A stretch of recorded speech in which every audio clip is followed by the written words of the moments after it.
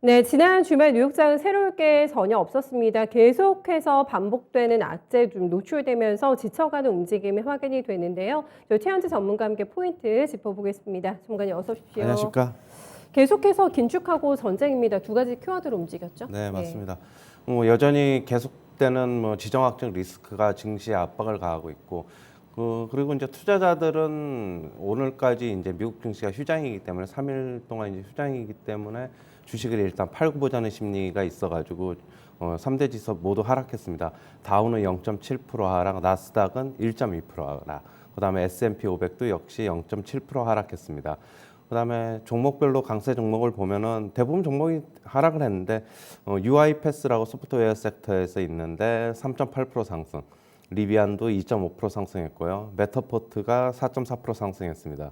그리고 포드가 2.8% 상승했는데요. 어제 장중에 이제 전기차 사업을 분사한다는 설이 있었습니다. 하지만 이제 포드 측에서는 부인을 했습니다. 넷플릭스가 1.2% 상승했는데요. JP모건 측에서는 1분기 가입자 증가세가 강력할 전망이라고 지금 얘기를 하고 있습니다. 지금 4분기 실적에서 가입자 가이던스가 좀 안 좋게 나와가지고 주가 상당 부분 하락을 했는데요. 여전히 지금 JP모건 측에서는 고성장을 이어갈 것으로 지금 전망을 하고 있고 1분기 가입자가 가이던스인 250만 명을 대폭 상회하는 500만 명에 이를 것으로 지금 예상을 하고 있습니다. 비중 확대를 제시하면서 605달러를 제시했습니다. 연준의 의원들은 3월에 50bp 금리 인상을 회의적으로 지금 얘기하고 있습니다. 점진적으로 인상하는 것으로도 충분하다 이렇게 지금 얘기를 하고 있고요. 지금 뉴욕 연은 총재 같은 경우에는 꾸준한 금리 인상으로 충분하다 이렇게 얘기를 하고 있고 내년 말에 금리가 2에서 2.25%가 되는 것이 적절하다 이렇게 얘기를 하고 있습니다. 올해 미국 성장률이 이 3%를 조금 이제 밑돌 것으로 지금 보고 있고요. 연말에는 지금 실업률 같은 경우에 3.5%까지 내려갈 것이다 얘기를 하고 있습니다. 그리고 인플레이션도 올해 3% 정도로 내려가고 내년에는 더 떨어질 것으로 얘기를 하고 있고요. 지금 브레이너드 이사도 50bp 인상에 회의적이라고 보고 있고 그다음에 시카고 연은 총재도 공격적인 인상 가능성을 일축했습니다. 그다음에 밸런스에서는 올해 인플레이션이 차츰 둔화될 것이라고 얘기를 하고 있는데요. 올해 인플레이션이 결국에는 둔화가 확인될 것이기 때문에 연준의 금리 인상 속도도 조절이 가능하다. 그러면 이제 경기 침체도 피해갈 수 있을 것이다 얘기를 하고 있습니다. 그다음에 카라이칸이라고 전설적 투자자가 있는데 지금 현재 인플레이션이 비극으로 끝날 것이다 얘기를 하고 있는데요. 정부는 인플레를 지금 통제할 수 없고 그렇다고 이제 돈을 계속 찍어낼 수도 없다라고 얘기를 하고 있습니다. 향후에 3에서 4년 동안 난관이 예상되며 그다음에 경제 회복까지는 상당 부분 어려움을 겪을 것이다 얘기를 하고 있습니다. 그다음에 캐시우드는 혁신 기업들의 매수는 계속되어야 한다 얘기를 하고 있는데요. 지금 혁신 기업들의 주가가 큰 폭으로 하락했으나 이런 기업들에 대한 투자는 계속돼야 한다고 지금 얘기를 하고 있고 지금 혁신 기업들의 보유한 첨단 기술을 고려하면은 좀 고점 대비 상당 부분 하락했지만 고점 회복은 시간 문제일 뿐이다 얘기를 하고 있습니다. 네, 계속된 캐시우드에도 성장주에 대한 베팅은 계속돼야 된다는 의견까지 함께 좀 나왔고 밸런스하고 칼 알칸에 굉장히 대비되는 또 인플레이션에 대한 전망에 대한 시각까지 함께 첨부해서 얘기를 좀 해주셨습니다. 우크라이나 전운이 계속 이게 고조가 되고 있는 상황이어가지고 또 한 번 시장에 충격이 있었는데 저희가 2주 됐잖아요. 네, 뉴욕 증시가 2주 연속해서 주간 기준으로 밀렸는데 학습 효과가 생길 만도 한데 계속해서 긴장하는 분위기가 나타나네요, 시장에서는. 네.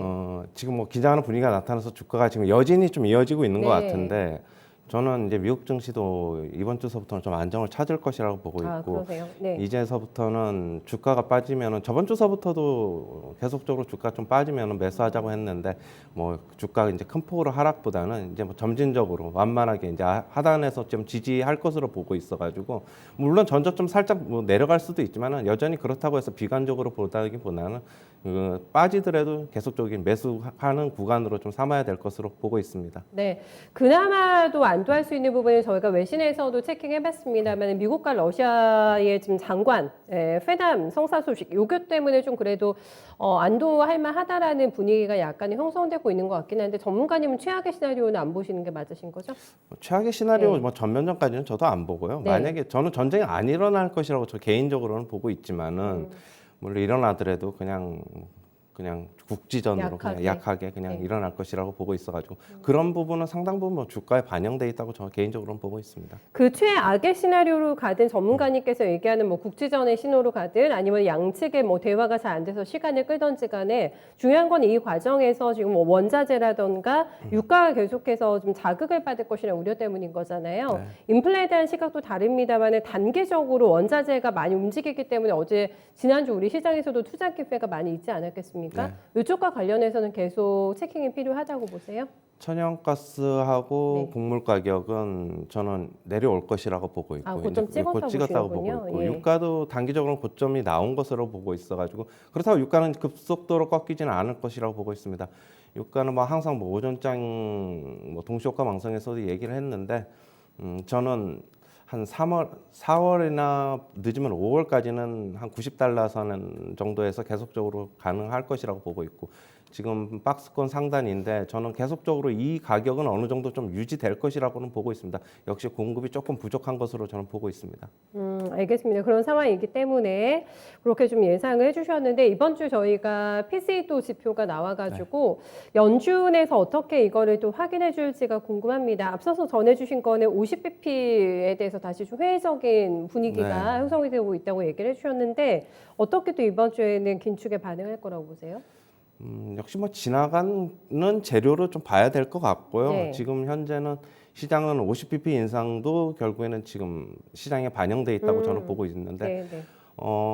저는 물론 다음 달에 비농업 부문의 고용 지표가 좀 나와 봐야 되고 그다음에 CPI가 또 나와 봐야지 알겠지만은 그때 상당 부분 뭐 안 좋은 또 지표가 나오면은 결국엔 50bp 인상하겠지만은 인상하더라도 시장에는 큰 무리가 없을 것이다 그렇게 보고 있고 뭐 지금 결국에는 또 5월에 50bp 인상 일부 IB들의 쪽에서 나오고 있는데 그런 가능성은 저는 개인적으로는 없을 것이라고 보고 있고 일단 채권 시장에서도 50bp의 3월 50bp의 인상은 상당 부분 좀 우려가 줄어든 상황이죠. 지금 한 30%까지 좀 내려와 있는 상태이기 때문에 저는 일단 뭐 다음 달에 좀 고용 지표와 CPI 좀 나와봐야지 알 것으로 보고 있습니다. 네, 이번 주는 긴축과 지금 전쟁에 대한 리스크가 완화가 된다는 방향으로 잡고 계신 거면은 기술적인 반응 나오겠어요 이번 주? 네. 저는 뭐 좀 긍정적으로 보고 있어가지고 지금 미국 시장 같은 경우에 좀 많이 빠진 이제 기술 기업들, 기술주들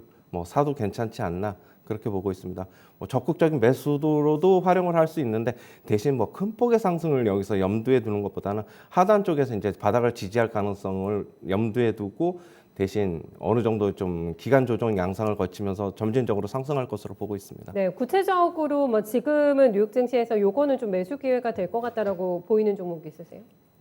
여전히 뭐 저는 기술 기업들 중에서는 그러니까 빅테크 주식들 중에서 MS나 애플보다는 차라리 좀 많이 빠진 차라리 뭐 페이스북 그러니까 메타포트나 많이 아니 메타포트가 아니라 메타 플랫폼스나 플랫폼스. 그다음에 뭐 조금 전에 얘기한 넷플릭스나 뭐 이런 조금 이제 아주 빅테크 기업들보다는 조금 아래의 기업들. 그다음에 여전히 반도체주는 좀 긍정적으로 봐야 되지 않나 많이 빠진 기업들. 근데 차라리 엔비디아들을 많이 좀 선호를 하는데 밸류에이션적으로는 차라리 AMD가 조금 더 괜찮지 않나. 저는 개인적으로 그렇게 보고 있습니다. 알겠습니다. 가격 조정에 나온 기업들을 얘기하시는 거냐? 기간 조정이 아니라 아예 가격 조정이 확 나와버리거나 맞습니다. 반도체 주식이 지금은 사기 조금 더 유리하다? 예, 맞습니다. 예. 알겠습니다. 그쪽에서 좀 투자 기회를 찾아보시면 될 것 같고 이번 주 저희가 뭐 통화 정책과 관련해서 좀 긴밀하게 움직여야 되는 게 오늘 또 중국에서 인민은행의 금리 인하 여부가 또 결정이 됩니다. 그리고 이제 이어서 24일에는 금통위가 예정이 되어 있기 때문에 사실 중국에서 움직이면 우리나라 굉장히 강하게 반응하잖아요. 네. 어떻게 생각하십니까? 뭐 지준율을 연속 2번 인하했잖아요. 네. 이번에는 인하 안 하고 패스 조금 건너뛸까요? 쉬어갈 것이라고 보고 있는데 중국 측에서의 지표들이 저는 괜찮게 나온 것으로 보고 있어요. 뭐 인플레이션도 약간 고점이 꺾인 것 같고 뭐 그런 것보다는 저는 일단은 지금 1월에 지금 대출이 굉장히 큰 폭으로 좀 늘어나고 있어가지고 통화량 그러니까 결국에는 유동성이 많이 증가하면서 뭐 전체적인 경제에 좀 긍정적인 영향을 미치지 않겠나 그렇게 보고 있고요. 지금 대출 증가폭이 지금 시장에서 전문가들이 예상하는 것보다 굉장히 큰 폭으로 드러나가지고 향후에는 네. 시장의 전체적인 경제에 좀 괜찮지 않을까 그렇게 보고 있습니다. 그렇다면 중국과 연관돼서 움직일 수 있는 산업군도 이번 주 조금 봐야겠어요? 맞습니다. 네. 저는 그런데 이제 중국과 연관돼서 움직일 수 있는 산업군이 몇 개가 있는데 가장 좋게 보는 거는 일단 화학 쪽으로 네. 보고 있고요. 철강은 지금 감산을 올림픽 때문에 조금 이제 그동안에 이제는 했는데 화학 철강 쪽이 좀 업황이 애매하죠. 저는 지금. 철강은 좀 증산을 하지 않을까 이제 올림픽 증산 가능성 끝나가지고 보세요. 지금 그다음에 탄소 중립 과정에서 뭐 계속적으로 화학 쪽으로도 결국엔 감산을 했었는데 화학 쪽으로도 조금 괜찮지 않을까. 화학 쪽은 철강은 비관적 약간 좀 중립적으로 스탠스를 보이고 있지만은 화학 쪽은 좀 긍정적인 영향이 있지 않을까 그렇게 보고 있습니다. 네, 금리 인하 여부를 조금 지켜봐야 되는 구간인데 지표가 좀 돌아서고 있다고 하네요, 중국이. 네, 이와 관련해서 중국 경기가 살아 움직였을 때 반응할 수 있는 종목들, 철강과 화학이 가장 먼저 생각이 나실 것 같은데 화학이 조금 더 유리한 구간이다. 이것까지 저희가 전략으로 함께 접수를 해두도록 하겠습니다. 어쨌든 뭐 미국에서 나오는 PCE 지표도 봐야 될 것 같고 전쟁 관련해서도 기민하게 움직여야 될 것 같고 중국에서 금리 인하 여부도 조금 봐야 될 것 같고 금토일까지 이번 주도 굉장히 이벤트가 많기 때문에 좀 바쁘게 움직여야 되는 한 주가 되지 않을까 싶어가지고 이번 주에 대한 좀 큰 그림은 어떻게 잡고 계신지가 궁금합니다. 국내 증시를 네. 말씀하시는 것 같은데 맞아요. 저는 국내 증시 같은 경우에는 오히려 미국 증시보다 더 우호적으로 보고 있어가지고 만약에 뭐 장중에 좀 밀리거나 시초가에 좀 안 좋으면은 저는 지금 적극적으로 주식 매수하자는 그런 구간으로 보고 있습니다. 조금 먼저 그러니까 우리나라 시장이 어떻게 보면 작년 말서부터 좀 한 일주일이나 한 열흘 정도 미국 시장보다 먼저 조정을 받았기 때문에 저는 먼저 지금 돌아서는 과정이라고 보고 있어가지고 지금 적극적인 매수의 구간으로 좀 활용을 해야 될 것으로 보고 있고요. 물론 여기서 큰 폭의 뭐 다이내믹한 상승보다는 점진적으로 고점을 좀 높여가면서 완만한 상승이 있지 않을까 그렇게 보고 있습니다. 뭐 사야 돼요, 전문가님? 화학하고 리오프닝 계속 봐야 돼요? 그러면? 맞습니다. 뭐 IT 섹터 괜찮게 보고 있고요. 네. 일단 리오프닝은 계속적으로 제가 뭐 말씀드리는 거고, 그다음에 이번 주 같은 경우는 화학도 좀 눈여겨서 보자. 뭐 저번 주 금요일 날에 뭐 NCC 계열의 롯데케미칼, 대한유화 큰 폭으로 상승을 했는데 지금 만약에 오늘까지 추가적으로 상승이 나오면은 단기적인 매물 좀 나올 수 있으니까 쫓아 사지는 말고 빠지면은 담아보자 이런 관점입니다. 네. 그래서 이제 점차 주식 비중을 확대해 나가는 것은 맞지만 이거를 계속 끌고 가야 하는 전략은 아니신 건 맞으세요? 일단은 당장은 사지만 일단은 저는 이번 주에 뭐 좀 많이 가면 한 2,850까지도 저는 많이 예상을 하고 보시는군요. 있고 예.